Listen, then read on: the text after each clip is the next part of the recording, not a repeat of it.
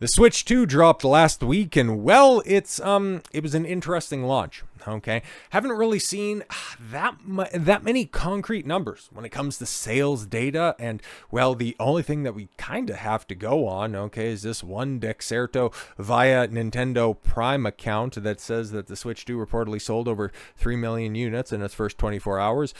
Haven't really seen any follow-ups. Not saying that they aren't out there, of course, and I don't want to paint a too negative of a picture, but honestly, like, I was out over the past week, especially over the past weekend, which is very interesting. Okay, on a Friday specifically, I was out at the two of the bigger retailers that still have, physical consoles, obviously, but I was out at Costco and I was out at a Walmart, and well, they both had very ample stock. I talked to both of the representatives in the media, or whatever the hell they call the different areas there. And yeah, Walmart had a very subdued midnight release. Okay, they still had a vast majority of their in-store stock. They had only sold a couple dozen consoles, which is interesting. Okay, interesting to say the least. And over at Costco, it's like you guys still have the Switch 2. I see your kiosk right there. You have your little gimmicks where it's like, okay, go ahead and take it up to the register, pay your $700, whatever it was. Oh God, what was it? $730, and you ended up getting. There was a bunch of different gimmicks and doohickeys. It was the Mario Kart bundle. Okay, you got the Mario Kart bundle, and I think you probably got a controller and a bunch of other things. But I think it was like $730, $750 or something like that. But yeah,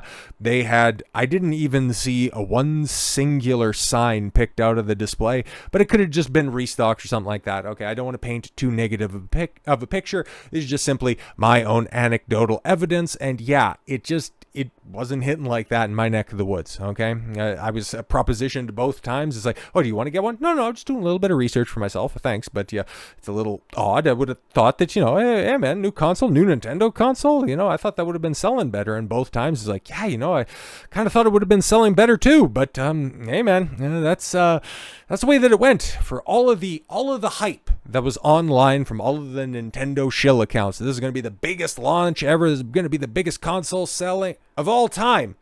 It really looks an awful lot like the Wii U. Okay, it was what it was starting to look like as it was leading up to launch. Is it has an incredibly weak launch lineup. Okay, we got Mario Kart World and a bunch of re-releases of ancient games at overpriced sales points. Okay, if you want to go get, the past two Zelda games, you can pay, what is it, Canadian 115 or 110 for Breath of the Wild, or 115 for Tears of the Kingdom, which is just absurd. Okay, who on God's green earth is doing that? But the only stuff that I see in regards to the Switch 2, okay, is some really uninspiring Mario Kart content. Okay, some people doing the open world races that just don't at all look that different from a Deluxe 8, and loading time comparisons. It's like, I remember back when, there used to be a new console launch and you had new games to play and they looked substantively different. Just cast your mind back, even from, going from the Super Nintendo to the PS1 or to the N64, okay? Or if you aren't old enough to remember that, okay,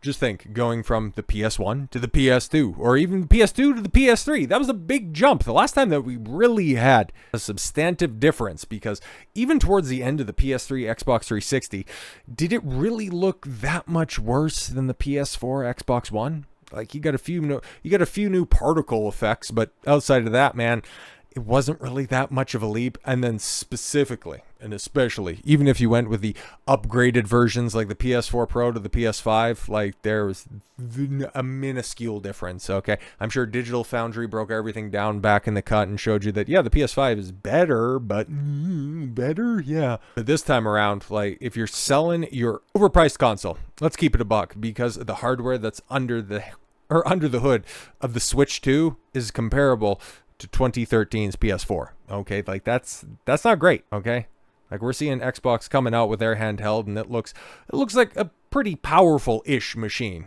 Either version of the Ally that you're getting, it does look pretty strong. Okay, and then specifically some of those higher end Steam Decks, like, they're running pretty hot. But for the Switch 2, and I understand a lot of the cope out there is, for the Nintendo games, they're all about the art style. We don't need to push 4K graphics. But I thought one of the big selling points of the Switch 2 was that it could theoretically do 4K 60, that it could do 2K 120 20. Oh, right. Now, it just only fits your narrative, whatever you're trying to push. It's either a very powerful console or it doesn't much matter because we got Nintendo games on it. Cool, but isn't once again the big push that, yeah, oh, look at all of these third-party developers that want to come in and get a bunch of that Switch money? Oh, cool, where have we seen that before? All right, every single time Nintendo launches a console, they're coming back and saying, hey guys, we're recommitting to third-party developers. Cool, I look forward to it whenever they launch their next console by saying, hey guys, we're going to be really committing to third-party developers, because within the first year or so, they all fall off, and Nintendo consoles specifically become the way that you play Nintendo games, and that's it. And that's been fine for a very long time. And when it was moderately and reasonably priced, it didn't really much matter. When the Switch originally came out, the original Switch came out in, what is that, 2017 at this point in time? So yeah, when it originally came out, and it was, what, $400? But yeah, you could go ahead and get a litany of fantastic games even on release, because wasn't Odyssey and Breath of the Wild launch games? Okay, like actual system movers. A 3D Mario game, a proper Zelda title. And this time around, like I heard it, posited, it's like, yeah, okay, Mario Kart is Nintendo's biggest IP. I know that sounds weird, but it is, okay? I think the numbers and the way that things shake out over on the Switch is 1 in 3, okay? 33% of Switch users own Mario Kart 8 Deluxe, okay? So yeah, it's the best-selling game on the third best-selling, or at this point in time, second best, potentially becoming the best-selling console of all time. That's a fantastic number. But is it really a console seller? It's one of those games that obviously everybody gets when they get a Switch, but is it the thing that pushes it over the line for people?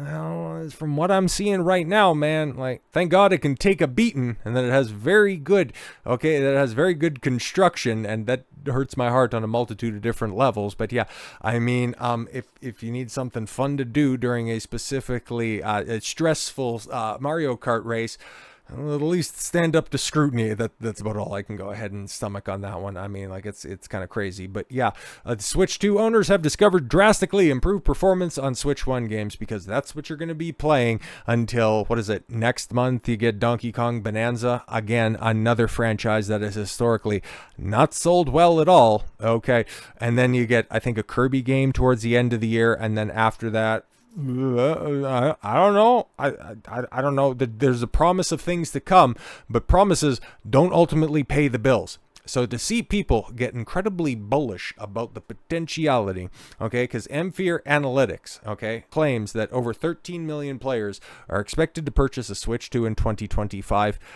I don't get it, man. Okay, and this came out, what was it, the day of, or okay, on launch day for the Switch 2, and now that we're seeing in the aftermath, like, I'm obviously, I don't know if I need to stop at Walmart, and I try to make as few stops there as humanly possible, because it's Walmart after all. No offense, but actually quite a bit of offense. It's kind of a shithole, especially mine in my neck of the woods, which was hilarious the last time I was in the States. And Walmart gets such a terrible rap. Sidebar here for a second, okay? Like, it gets such a terrible rap, but the one that I was last in when I had to go on a business trip, okay, and I stocked up on a bunch of food instead of eating out all the time, so I got, one of the roast chickens and stuff like that. But no, Walmart that I walked into, it was enormous. It was about the size of the Costco that we have in Grand Prairie, but it was actually, like, really beautiful and well maintained. Okay, this was in Minnesota after all, so it could be a little bit different depending on where you're at. But yeah, it was actually a pretty pleasant experience. Huge place, very well maintained, but here they always get a bad rap. And then I go to my local one here, and it was like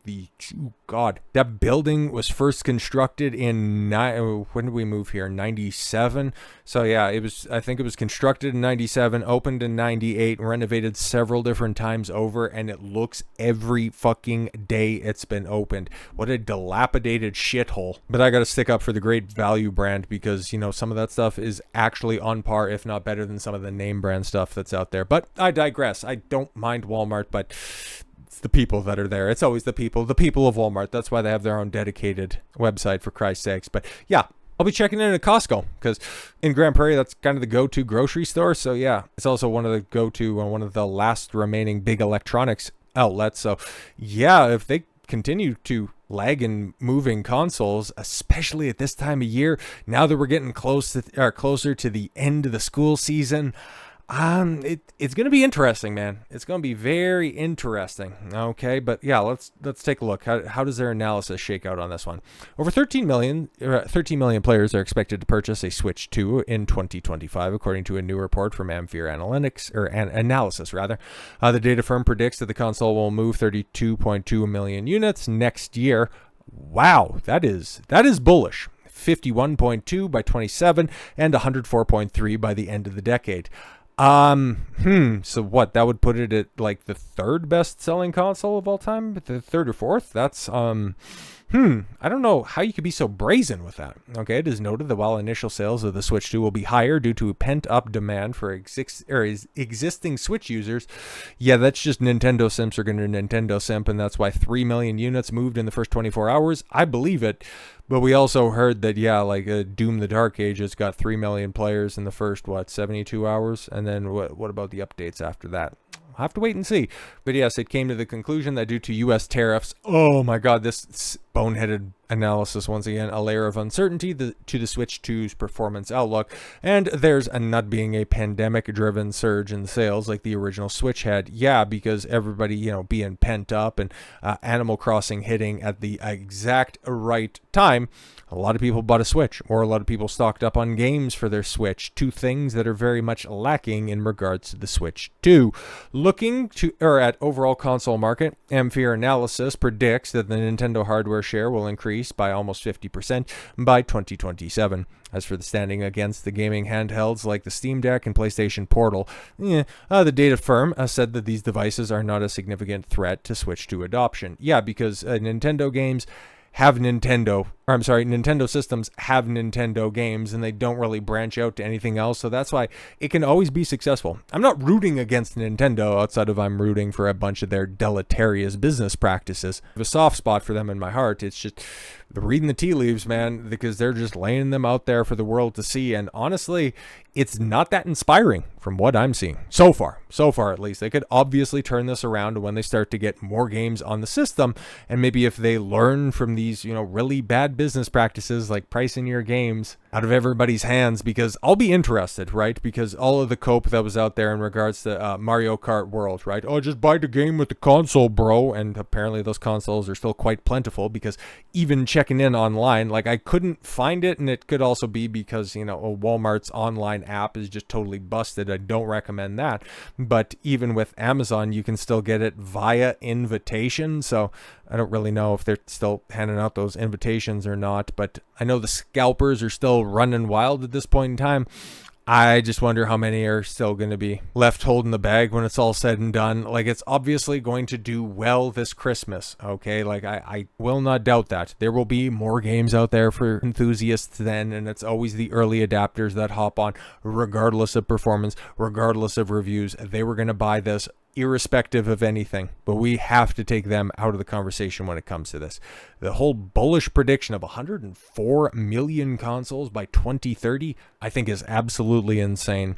I will be interested, especially at about a month, okay? I think at about, in a few weeks time, okay? If we're having this conversation in July, talking about either the over, under, or expected performance of the Switch 2, that will definitely be telling a tale. But 3 million units in the first day, I don't really know how that stands up against other similar console releases, but yeah, I'm hesitant to say that it's a failure, but I'm also hesitant to say that it's an outright success, because sustained momentum, that's going to end up ultimately painting a clearer picture for Nintendo and whether or not changes will be on the horizon. So with all that said, thank you all very much for the gift of your time. I've been Don Consuelo. I want you to follow your gut and get after it. Take care, everyone.